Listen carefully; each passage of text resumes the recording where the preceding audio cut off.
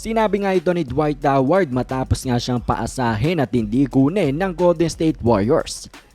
Pero bago nga yan mga idol ay ito muna nga si Dwayne Wade at ang kanya ring sinabi patungkol kay LeBron James at sa kanya ngang sinabi noong kanilang last game against sa Nuggets kung saan sinabi niya na binabalak niya nga doon na magretiro. Well, itong si Dwayne Wade kanyang inamin na no, hindi nga daw siya naniwala doon sa retirement announcement or paghihint nito ni LeBron James nung natalo nga sila against sa Nuggets. At ang mga rason na binigay ni Dwayne Wade mga idol ay dahil nga daw pagod lang yan si LeBron James at emosyonal nga lang daw sa panahon na yon. Explain niya nakakatapos nga lang daw ng laban and for sure very emotional si LeBron James dahil hindi lamang sila natalo sa isang ordinaryong game. Natalo sila sa Western Conference Finals at ang kanilang pagkatalo nga ay elimination na rin nila from the playoffs.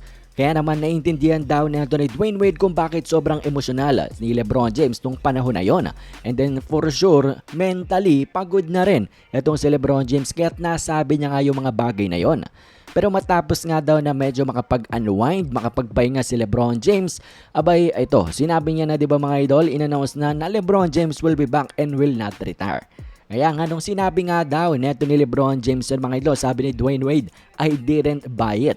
Kahit pa nga daw lahat ng pera niya ay hawak niya, hindi niya nga daw bibilin yung sinabi ni LeBron James na magre-retiro na siya.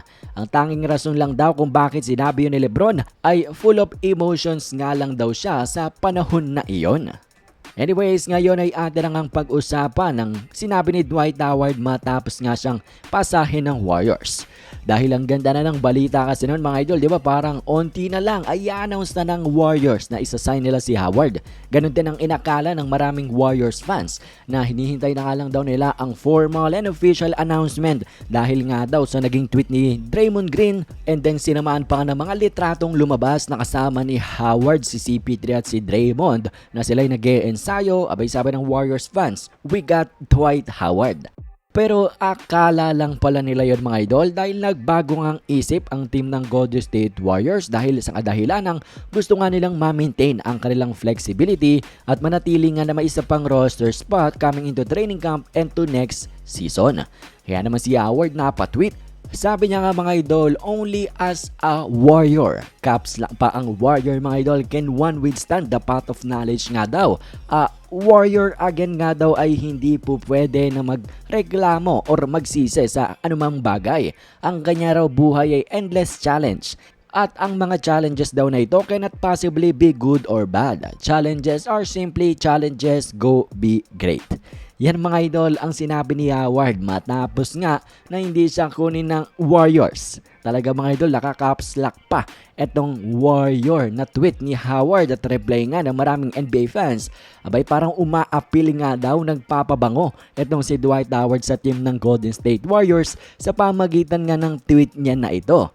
Kumbaga nagpapalakas mga idol sa team ng Golden State Warriors dahil nilinaw na rin naman daw ng Golden State na ang kanilang target sa isa pang player ay big men. So baka nga daw magbago pa ang isip ng team ng Golden State Warriors about sa hindi nila pagsasign kay Howard dahil nga sa kanyang kagustuhan, kanyang desire, interest na maglaro para sa Golden State. Anyways mga idol, ano ba ang masasabi nyo sa naging move ng Golden State Warriors in not signing Dwight? Komento nyo lamang ang inyong mga opinyon.